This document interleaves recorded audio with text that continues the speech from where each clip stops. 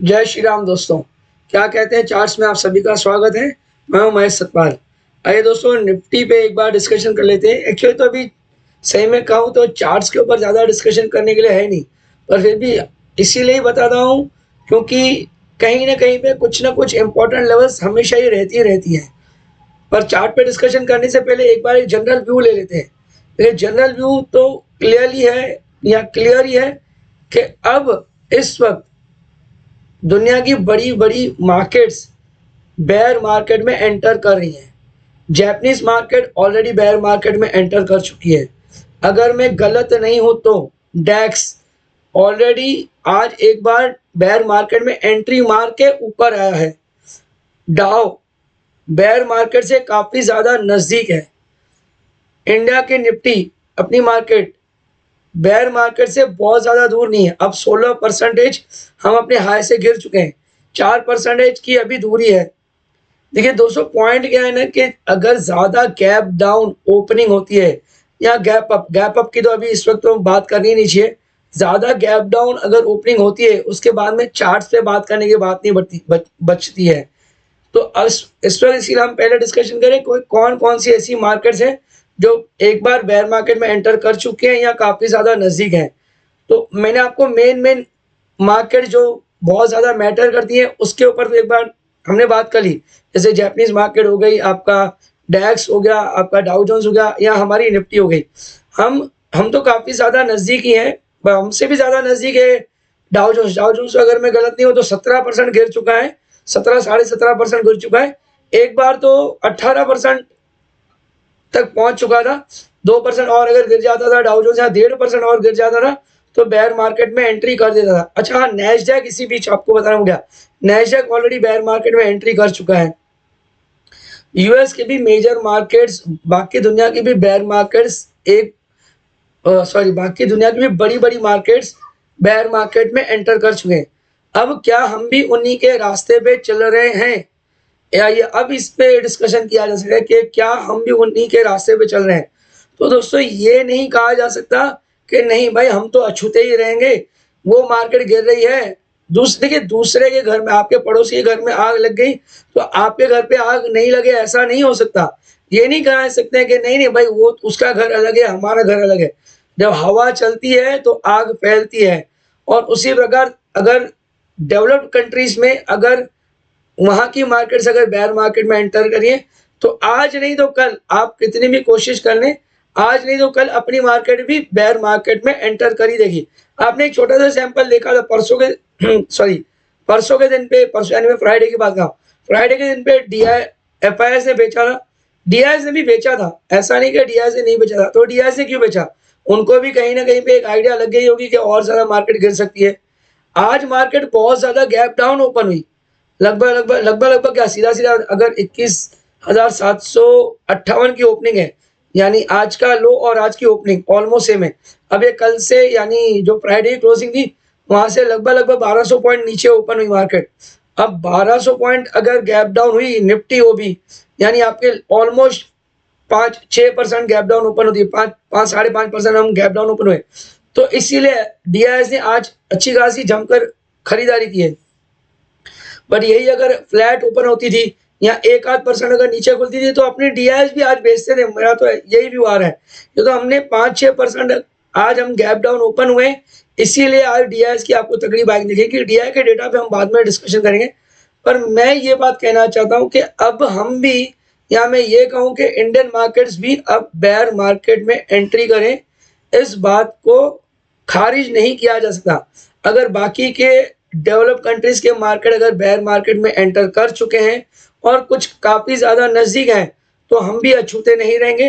हो सकता है हम अपने आप को रेसिस्ट करने की कोशिश करें, जैसे कि आज हमने की। ऐसा नहीं कि और हम नहीं करेंगे, हो सकता है और थोड़े दिन तक हम अपने आप को रेसिस्ट करने की कोशिश करें और कामयाबी हों।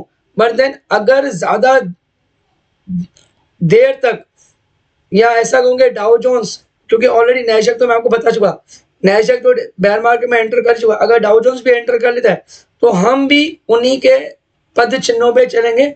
और हो सकता है एक हफ्ते, क्योंकि अभी देखिए इसी हफ्ते एक तो आरबीआई की पॉलिसी है, वो एक बहुत बड़ा इवेंट है। आरबीआई की पॉलिसी 9 तारीख को आ जाएगी, यानी परसों के दिन पे। वो एक बहुत बड़ा इवेंट है। अब आरबीआई अगर अपना इंटरेस्ट रेट अगर 0.5% से काट देती है तो अलग बात है, एक थोड़ी बहुत मार्केट में एक थोड़ी रिलीफ आ जाएगी और थोड़े टाइम तक हम अपने आप को बचा के रहेंगे। बट देन जो आगे चल के जो कंपनीज की रिजल्ट आएंगी और खास करके जो आईटी कंपनीज की रिजल्ट्स आएंगी और उनका जो गाइडेंस आएगा, क्योंकि रिजल्ट से ज्यादा इंपॉर्टेंट गाइडेंस होता है। जो गाइडेंस आएगा अगर वो वीक गाइडेंस रहा तो ऑब्वियसली हम अपने आप को ज्यादा दिनों तक रोक नहीं पाएंगे। हम भी थोड़े ही दिनों में, या कहूँगे कुछ ही समय में, हम भी बेयर मार्केट में एंट्री करते दिखेंगे।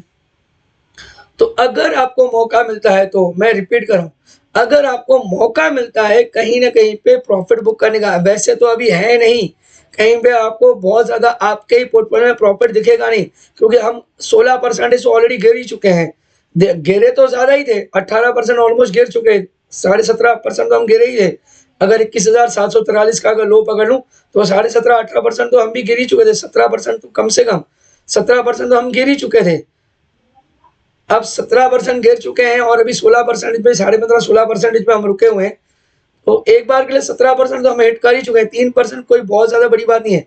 इन 17% जो ऊपर से जो नीचे करेक्शन हुआ है, इस 17% में कई लोगों का अच्छा खासा प्रॉफिट या तो नहीं के बराबर बचा है, या तो ऐसा बचा है कि सॉरी, या तो नहीं के बराबर बचा है, या फिर कई तो स्टॉक्स ऐसे जो नेगेटिव में भी आ चुके हैं। और खास करके जो बहुत ज्यादा ही चले थे, जैसे आपके पीएसयूज हो गए और डिफेंसिव हो गए, डिफेंसिव नहीं, डिफेंस वाले, सॉरी, डिफेंस वाले हो गए, पीएसयू हो गए। ये तो मेरे ख्याल से बहुत सारे इन्वेस्टर्स ऐसे होंगे जिनका अब इस वक्त रिटर्न नेगेटिव होगा। तो खैर ठीक है दोस्तों, मैं ये बात कहना चाह रहा था कि अगर बाकी के डेवलप मार्केट्स बेयर मार्केट में एंटर करते हैं तो हम अछूते नहीं रहेंगे, आज नहीं तो कल हम भी फॉलो करेंगे। अब ऐसे समय में आपकी क्या स्ट्रेटेजी होनी चाहिए? नॉर्मली तो मैं सिर्फ ट्रेडर पॉइंट ऑफ व्यू से ही बात करता हूँ पहले, इसलिए मैं ट्रेडर पॉइंट ऑफ व्यू से ही बात करूंगा। देखिए, अब कल के दिन में मुझे लग रहा था कि 22,300 के आसपास हम रुकेंगे या 22,300 के आसपास खोलेगा और वहां से तेजी होगी। बट ऐसा हुआ नहीं, क्योंकि मैं गिफ्ट निफ्टी के बेसिस पे बात कर रहा था। गिफ्ट निफ्टी दिखा रहा था फ्राइडे की क्लोजिंग 613 पॉइंट या 615 पॉइंट नेगेटिव था। मैं वही 615 पॉइंट नेगेटिव मान के 600 पॉइंट की नेगेटिव ओपनिंग सोच रहा था, पर हुई 1150-1200 पॉइंट नेगेटिव ओपनिंग हुई अपनी मार्केट, 1200 पॉइंट नीचे खुली। यानी जितनी गिफ्ट निफ्टी थी उससे ज्यादा नीचे खुली मार्केट। अब इस वक्त अपनी मार्केट कल कैसे ओपन होगी वो उसके ऊपर ही बहुत कुछ डिपेंड करता है।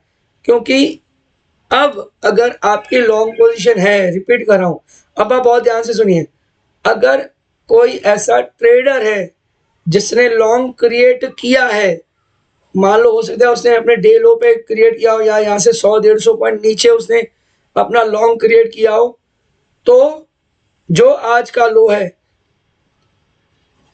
21,750, रिपीट कर रहा हूं 21,750, आप उसी को अपना स्टॉप लॉस मान लीजिए। अगर आपकी अभी भी लॉन्ग पोजीशन है या आपने आज मौका मिला और डे लो के आसपास कहीं पे भी आपने फ्रेश एंट्री की, फ्रेश पोजीशन क्रिएट की है, तो 21,750 आप एक ही स्टॉप लॉस मान के चलिए। इसी को ही आप इंट्राडे स्टॉप लॉस मानिए, इसी को ही आप क्लोजिंग बेसिस पर स्टॉप लॉस मानिए। एक ही स्टॉप लॉस है 21,750। इसके नीचे मार्केट अगर जाती है इंट्राडे में या क्लोजिंग बेसिस पे,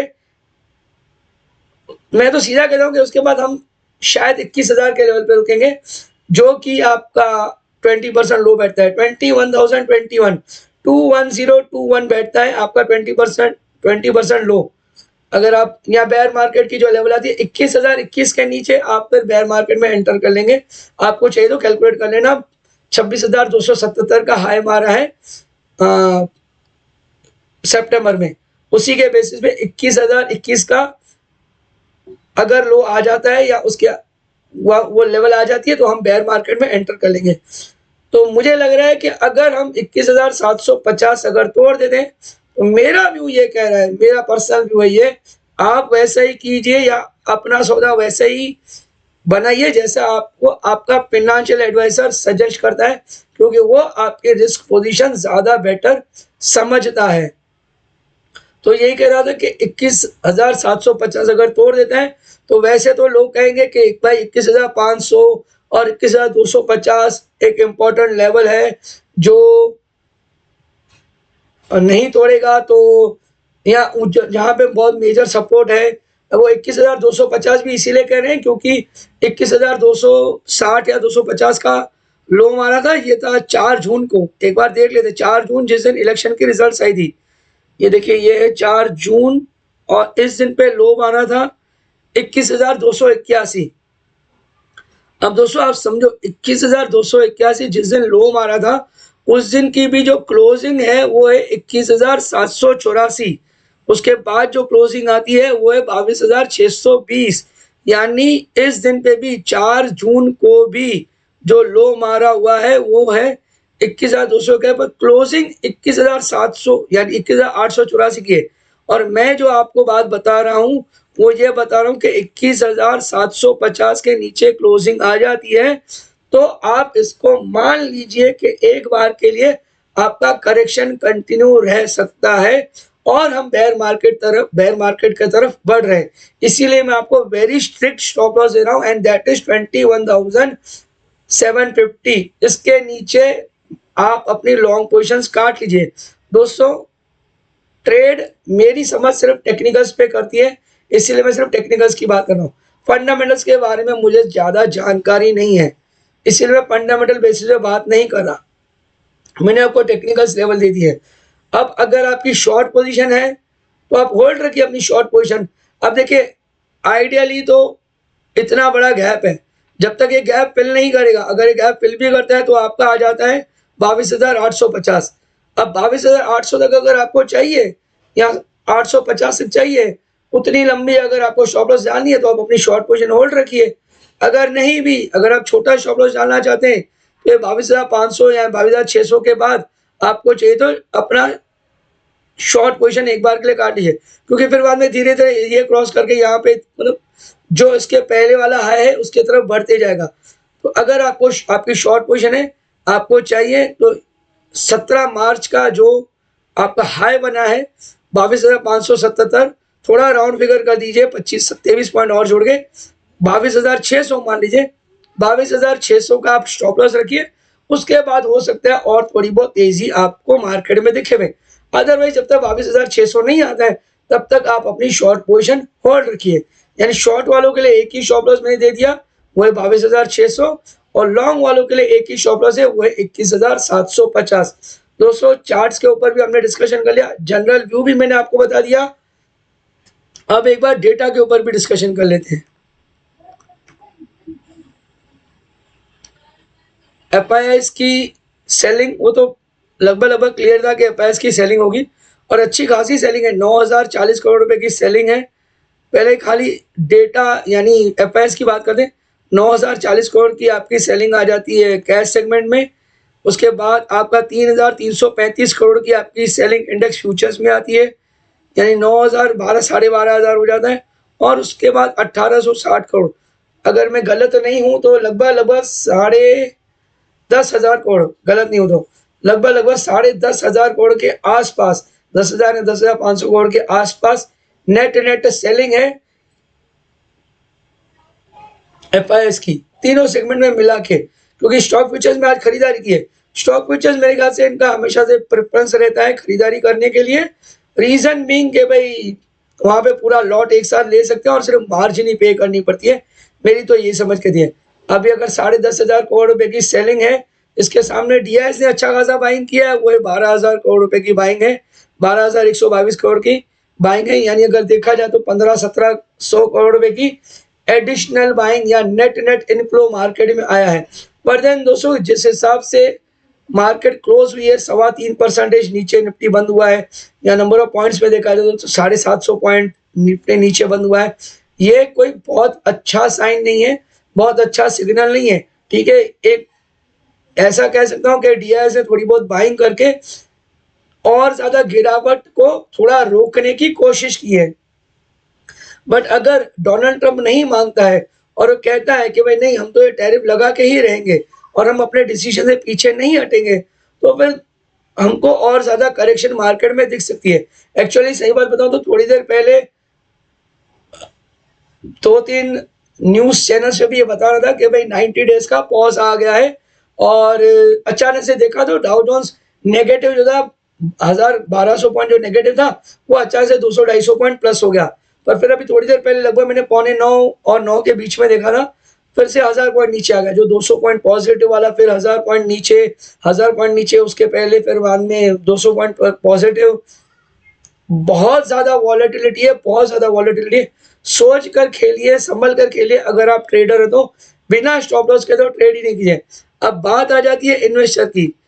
इन्वेस्टर्स के ऊपर तो मैंने बात की नहीं। एक्चुअली मैं इन्वेस्टर के ऊपर ज़्यादा बात करना पसंद नहीं कर रहा हूँ, बट आज एक बार के लिए कर लेता हूँ। देखिए दोस्तों, अगर आप इन्वेस्टर हो ना तो एक बात मान समझिए कि ऐसा नहीं होता है कि मार्केट हमेशा ही आपको सदाबहार रिटर्न देगी। इन्वेस्टर 3 साल 5 साल का व्यू रख के ही मार्केट में आए, उसके कम आपका व्यू है तो आप एक्चुअली में आप इन्वेस्टर नहीं हो। अभी देखिए, गवर्नमेंट बुक्स के हिसाब से अगर आपका इन्वेस्टमेंट 1 साल से ज़्यादा का है तो आप लॉन्ग टर्म इन्वेस्टर हो, ऐसा माना जाता है। बट देन इसे नहीं मानेंगे तो ही ज़्यादा बेटर है, मैं तो यही कहूँगा। क्योंकि कई सारे अगर देखा जाए, क्योंकि मैं थोड़ी देर पहले मैं चेक कर रहा, कई सारे निफ्टी के ऐसे स्टॉक्स हैं जो कि 3 साल से उनका रिटर्न जो है वो नेगेटिव है। और खास करके तो अगर आप आईटी देख लेंगे, चाहे आईटी के तीनों ही मेजर स्टॉक्स क्यों ना हो, टीसीएस हो, इन्फोसिस हो या विप्रो हो, तीनों का ही अगर 3 साल का रिटर्न अगर आप देखेंगे तो नेगेटिव ही है। एशियन पेंट्स का भी अगर आप देखेंगे तो नेगेटिव रिटर्न ही है। अब देखिए, ये सब मेजर निफ्टी वाले स्टॉक्स की बात कर रहा हूँ ना मैं, तो अच्छे खासे स्टॉक्स का नेगेटिव रिटर्न आता है। तो आप 3 साल या उससे, हाँ, पर 5 साल में लगभग लगभग सभी स्टॉक्स का अच्छा खासा पॉजिटिव रिटर्न है। अभी भी 5 साल में अच्छा खासा पॉजिटिव रिटर्न इसीलिए आपको दिख रहा है क्योंकि 2020 में इसी टाइम पे कोविड चल रहा था और मार्केट 8,000-9,000 के लेवल पे थी। तो ऑब्वियसली उसके कंपैरिजन में आपको अभी भी 5 साल का रिटर्न पॉजिटिव दिखेगा। इसलिए दोस्तों, सही बात बताऊं तो मैं हमेशा से प्रेफर करता हूं कि आप ट्रेड कीजिए, अपॉर्चुनिटी ट्रेडिंग कीजिए। अपॉर्चुनिटी ट्रेडिंग करना समझदारी है। खाली ट्रेडिंग करके आप नुकसान करेंगे। अपॉर्चुनिटी ट्रेडिंग कीजिए, यानी जहां आपको मौका मिला अच्छा खासा एंटर कीजिए, पैसा बचा के रखिए। एंट्री करने के लिए पैसा बचा के रखिए। हर लेवल पे इन्वेस्टमेंट करते रहना या बहुत हाई पे इन्वेस्टमेंट करना, और आपके फंड मैनेजर्स आपको यही बात कहेंगे या आपका रिलेशनशिप मैनेजर यही कहेगा, अरे सर देखिए ना 26,000 का वे भी आपको मार्केट में पैसा लगवा देगा, या बोलेगा सर देखो 26,000 से मार्केट 25,000 आ गई, 24,000 आ गई, और कितना गिरेगा सर, डाल दीजिए पैसा। उनके बोलने पे आप पैसा डाल देते हो और वो आपको एक ही बात बार बार घुमा दे, सर लॉन्ग टर्म में मार्केट हमेशा रिटर्न देती है, लॉन्ग टर्म में मार्केट हमेशा रिटर्न देती है। दोस्तों, अच्छी बात है, लॉन्ग टर्म में मार्केट हमेशा रिटर्न देती है, बट अगर आपको अपना प्रॉफिट बुक करने का चांस मिलता है तो वहां पे आप अपने रिलेशनशिप मैनेजर, अपने फाइनेंशियल एडवाइजर की भी नहीं सुनिए, उसको साइड में रखिए। बोले हाँ भाई ठीक है, कोई भी नहीं, जब रिटर्न देती है अच्छी बात है, हम तो अपना प्रॉफिट बुक करेंगे। क्योंकि काट साट के अगर पैसा आपके जेब में नहीं आया, रिपीट कर रहा हूँ, काट साट के पैसा आपके जेब में नहीं आया और केवल कागज के पन्नों पे ही रहेगा तो आपने कभी पैसा नहीं कमाया। जरूरी है कि आप टाइम टू टाइम अपॉर्चुनिटी ढूंढ के ट्रेड कीजिए। ट्रेड करके प्रॉफिट पॉकेट में डालिए। सिर्फ इन्वेस्टमेंट करके रखने से कभी भी आप बहुत ज्यादा अमीर नहीं बन पाएंगे। मुझे तो ऐसा लगता है, मेरा ये व्यू है ऐसा। शायद मेरी बातें बहुत सारे लोगों को कड़वी लगेंगी, पर मुझे ऐसा लगता है कि कई सारे स्टॉक्स ऐसे हैं जिसके ऊपर मैं डिस्कशन नहीं करना चाहता, उनका 5-5 साल का व्यू, 5-5 साल का रिटर्न अभी तक जीरो ही है। अब मैं क्या बताऊं, आपको चाहिए तो आप गूगल कर लीजिए, ऐसे अच्छे अच्छे बड़ी बड़ी कंपनी के स्टॉक्स हैं जिनका रिटर्न 5-5 साल में नेगेटिव ही रहा है। खैर ठीक है, तो मैं यही बात कर रहा था कि अगर आप इन्वेस्टर हो तो थोड़ा सब्र कीजिए, जब तक इस लेवल के ऊपर नहीं आता या जब तक ये गैप फिल नहीं होती है, यानी आपका 23,000 के ऊपर मार्केट नहीं आता, 23,200 के ऊपर मार्केट नहीं आता, तब तक आप इन्वेस्टमेंट नहीं कीजिए। अब अगर आप सोचेंगे कि महेश भाई 23,200 के ऊपर ही अगर इन्वेस्टमेंट करें, जो कि यहाँ से 1,100 पॉइंट तब तक तेजी हो जाएगी, तो फिर बाद में हमारा तो 4% का नुकसान हो जाएगा, या जो स्टॉक्स हमको खरीदने वो तो 10% 12% भाग जाएंगे। भाई अगर तुमको 10-12% के ही रिटर्न के लिए या 15-20% के लिए रिटर्न के लिए अगर इन्वेस्टमेंट करना है तो आप इन्वेस्टर तो हो ही नहीं, फिर तो आप ट्रेडर ही हो। और मैं तो आपको बोल ही रहा हूँ कि ट्रेडिंग कीजिए। खैर, इन्वेस्टर अगर आप हैं तो 23,000 के ऊपर अगर मार्केट बंद देता है, 23,200 के ऊपर, उसके बाद ही आप फ्रेश पैसा लगाइए, ऐसा मेरी समझ कहती है। ऐसा मेरी समझ कहती है, मेरा पर्सनल व्यू है। मैं फिर से कह रहा हूं, आप वही कीजिए जैसे आपका फाइनेंशियल एडवाइजर आपको सजेस्ट करता है, आप वो मत कीजिए जैसा मैं कह रहा हूं। दोस्तों, यहीं पे हम अपना शो आज वाइंड अप करते हैं। आप अपना ख्याल रखिए, अपना ध्यान रखिए। थोड़ा वीडियो लंबा हो गया, उसके लिए मैं क्षमा चाहता हूं। धन्यवाद। जय Shri Ram. Disclosures. Investment in securities market are subject to market risk. Read all the related documents carefully before investing. Investors are responsible for their investment decisions and are responsible to validate all the information used to make the investment decision.